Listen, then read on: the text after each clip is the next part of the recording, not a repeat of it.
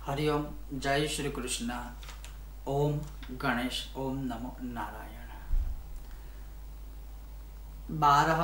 12 फरवरी शनिवार एकादशी है और जया एकादशी है। जया एकादशी 12 फरवरी शनिवार है। अब इसकी कथा या इस व्रत को करने से क्या फल प्राप्त होता है, तो पौराणिक कथा के अनुसार जब भगवान श्री कृष्ण ने युधिष्ठिर को शततिला एकादशी के विषय में पूरी कथा आदि महात्म्य आदि सुनाया, उसके पश्चात युधिष्ठिर जी श्री कृष्ण भगवान से पूछते कि हे नारायण, आपने यह एकादशी अर्थात शततिला एकादशी का महात्म्य संपूर्ण बहुत सुंदर तरीके से हमें समझाया, हमें सब कुछ विस्तार से बताया, आपने हमें मार्गदर्शन दिखाया कि कैसे यह एकादशी करनी चाहिए, कौन सी कथा थी, ये है वो है पूरा महात्म्य। तो अब आप हमें माघ शुक्ल एकादशी का महात्म्य हमें सुनाइए। और तब भगवान श्री कृष्ण कहते हैं, यह जो एकादशी है उसके विषय में श्री कृष्ण कहते हैं, ओम श्री कृष्ण उवाच कथयिष्यामि राजेन्द्र शुक्ले माघस्य या भवेत् जया नाम्नीति विख्याता सर्वपापहरा परा पवित्रा पापहन्त्री च कामदा मोक्षदा नृणां ब्रह्म हत्यापहन्त्री च पिशाचत्व विनाशिनी नैव तस्या व्रते चीर्णे प्रेतत्वं जायते नृणाम्। अर्थात बहुत बड़ा लंबा महात्म्य है। मैं आपको सबसे पहले इस जया एकादशी करने का जो महात्म्य प्राप्त होता है वो सुनाता हूँ। तो भगवान श्री कृष्ण ने युधिष्ठिर जी से कहा कि हे महाराज सुनिए, यह एकादशी का नाम जया है। सब पापों को नष्ट करने वाली है, सब इच्छाओं को पूर्ण करने वाली एकादशी है, मोक्ष प्रदान करने वाली एकादशी है। उसी प्रकार से यह बड़ी पवित्र उत्तम यह एकादशी है। ब्रह्म हत्या के पापों को विनाश करने वाली, पापों को मिटाने वाली यह एकादशी है। पिशाच को गति कराने वाली, अब यहाँ यह समझना है कि हमारे कुल में या किसी के भी कुल में किसी की एक्सीडेंटली डेथ हुई है, किसी की गति नहीं हुई है, पिशाच योनि में अगर कोई गया है तो यह एकादशी करने से पिशाच योनि में से वह मुक्त हो जाता है। पिशाच गति को रोकने वाली है और मुक्ति भी देने वाली है। इसका व्रत करने से कभी प्रेत योनि प्राप्त नहीं होती। अगर इसका व्रत आप शास्त्रों के अनुसार करते हो तो कभी भी मृत्यु के पश्चात प्रेत योनि प्राप्त नहीं होगी। इससे अधिक उत्तम पापनाशिनी और मोक्षदायिनी कोई भी एकादशी नहीं है। इसलिए बड़े ही यत्न पूर्वक इसे अवश्य साधक मनुष्य को यह एकादशी करनी चाहिए, जिसका नाम है जया एकादशी। यह भगवान श्री कृष्ण ने युधिष्ठिर जी को सुनाया था। अब इसी प्रकार से यह महात्म्य सुनाने के बाद भगवान श्री कृष्ण युधिष्ठिर जी को कहते हैं कि इस एकादशी के विषय में जो कथा है वह मैं आपको सुनाता हूँ, वह मैं आपको बतलाता हूँ, वह आप बड़े ध्यान से सुनिए। जिस कथा को सुनने से भी मोक्ष की प्राप्ति होती है और एकादशी का पूर्ण फल प्राप्त होता है। एक समय की बात है जब इंद्रराज अर्थात देवराज इंद्र स्वर्ग में निवास करते थे। अप्सराओं से युक्त वह इंद्र पूरे राज्य का शासन करते थे और वह पारिजात वृक्षों से घिरे हुए रहते थे और अपने लोगों को बहुत अच्छी तरह से चलाते थे। एक समय 50 करोड़ गंधर्वों के साथ इंद्र ने नृत्य का आयोजन किया था और उसमें गंधर्व गान कर रहे थे, गीत गा रहे थे, भिन्न भिन्न प्रकार के गीत गा रहे थे और उसका जो आयोजन कर रहे थे उसके जो 3 प्रधान थे वो थे गंधर्व राजपुत्र पुष्पदंत, चित्रसेन और उनका पुत्र। ये 3 जो थे उस आयोजन के प्रधान थे। चित्रसेन जो था उसकी पत्नी का नाम मालिनी था और उस मालिनी से एक पुत्री रत्न का जन्म हुआ, कन्या का जन्म हुआ था और उसका नाम उन लोगों ने पुष्पवंती रखा था। उस मालिनी की सुपुत्री का नाम उन लोगों ने पुष्पवंती रखा।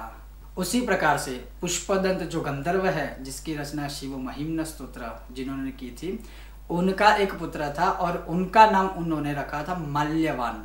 और माल्यवान पुष्पवंती पर अत्यंत मोहित था। वह उसके रूप पर, उसके सौंदर्य पर बहुत ही मोहित था और ये दोनों भी इंद्र देवता को प्रसन्न करने के लिए उन्होंने जो आयोजन किया था, उस आयोजन में नृत्य करने के लिए, इंद्र को प्रसन्न करने के लिए वो लोग भी आए थे, वो दोनों भी गए थे। इन दोनों का गान हो रहा था, वहां अप्सराएं नृत्य कर रही थी और नृत्य के बीच परस्पर अनुराग के कारण वह दोनों मोह के कारण वशीभूत हो गए और दोनों का चित्त भ्रमित हो गया और चित्त भ्रमित होने के कारण वह दोनों शुद्ध गान नहीं कर सके। उन दोनों से कभी ताल भंग हो जाता, कभी गान बंद हो जाता, अर्थात कभी गीत वो गाना बंद कर देते थे। ना ताल का मेल था, ना सुर का मेल था, कोई भी किसी भी प्रकार से उनकी जो मूल विद्या थी वह वहां पर उनसे प्रस्तुत ना हो सकी। और इंद्र को ऐसा लगा कि ये दोनों मेरा अपमान कर रहे हैं और इंद्र को ऐसा लगने के कारण वह उन दोनों पर कुपित हो गए और इंद्र ने उन दोनों को शाप दिया, हे मूर्खों, आपने मेरा अपमान किया है, अतः मैं तुम दोनों को शाप देता हूँ कि तुम दोनों पति पत्नी बनकर पिशाच योनि में भटकते रहोगे, अर्थात तुम पिशाच बनोगे। इंद्र के इस शाप देने के कारण दोनों बहुत ही दुखित हो गए और हिमालय पर चले गए।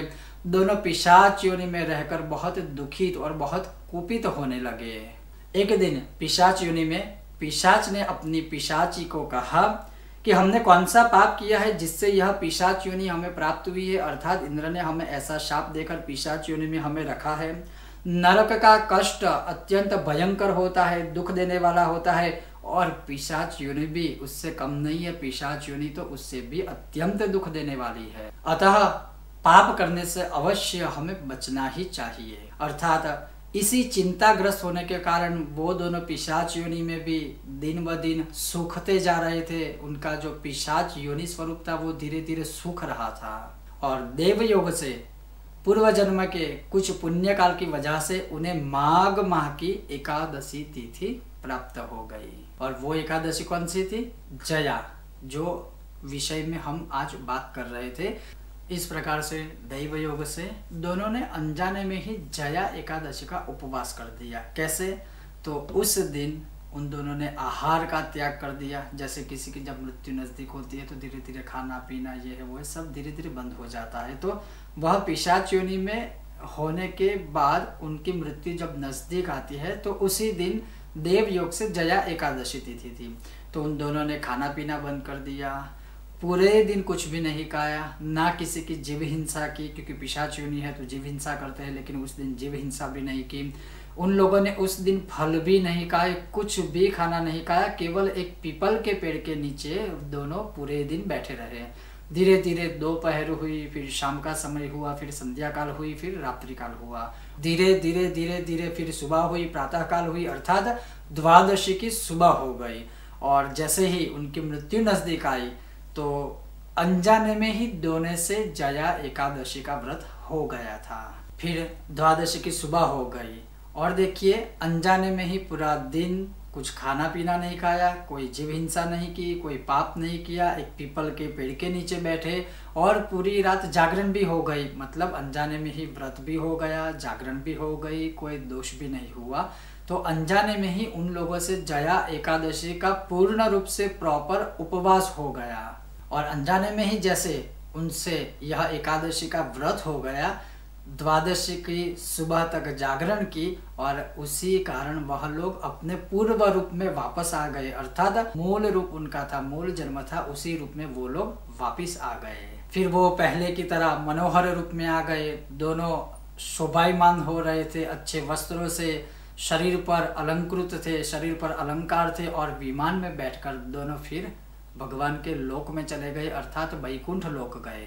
फिर दोनों उस स्वर्ग लोक में इंद्र के सामने गए, इंद्र देवता को नमस्कार किया। लेकिन इंद्र को बड़ा आश्चर्य हुआ कि ये दोनों फिर से वही रूप में वापस कैसे आ गए। इंद्र को आश्चर्य हुआ, विस्मय हुआ।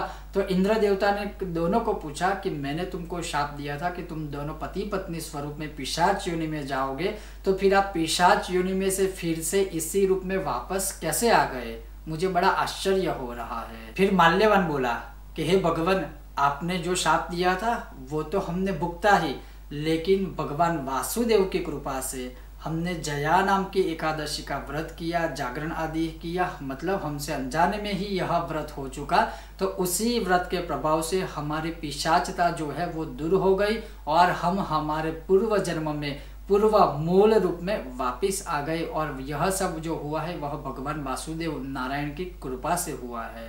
फिर इंद्र ने कहा कि अब तुम दोनों सुधापान करो। और इंद्र ने कहा कि जो लोग भी इस जया नामक एकादशी का व्रत इसी प्रकार से करते हैं, अगर अनजाने में होने से इतना पुण्य फल प्राप्त होता है, तो जो लोग जानकर एकादशी का व्रत करेंगे उन्हें तो भगवान श्री कृष्ण की शरण प्राप्त होगी। फिर भगवान श्री कृष्ण ने कहा कि हे राजन, जैसे मैंने तो आपको पहले ही बता दिया कि जया नामक इस एकादशी का व्रत अवश्य करना चाहिए। यह एकादशी ब्रह्म हत्या को दूर करने वाली है, पापों को दूर करने वाली है, पिशाच योनि से मुक्ति दिलाने वाली है। पिशाच योनि कभी भी प्राप्त नहीं होगी अगर यह एकादशी का कोई व्रत करेगा। ब्रह्म हत्या आदि का पाप जो होगा वह मुक्त हो जाएगा। सभी प्रकार के दान देने से जो फल प्राप्त होता है वो इस जया एकादशी के व्रत से होगा। और इतना ही नहीं, सभी प्रकार के यज्ञ करने से जो फल प्राप्त होता है वह यह एकादशी व्रत करने से होता है।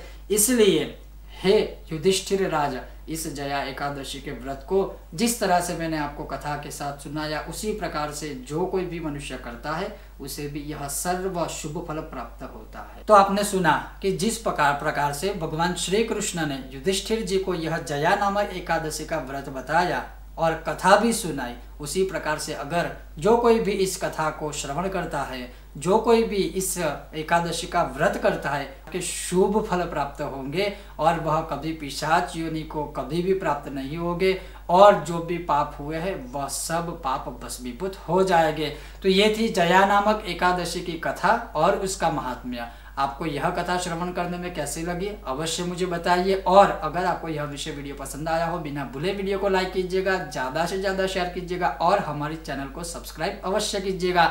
आप सभी का बहुत बहुत धन्यवाद। जय श्री कृष्ण। ओम गणेश।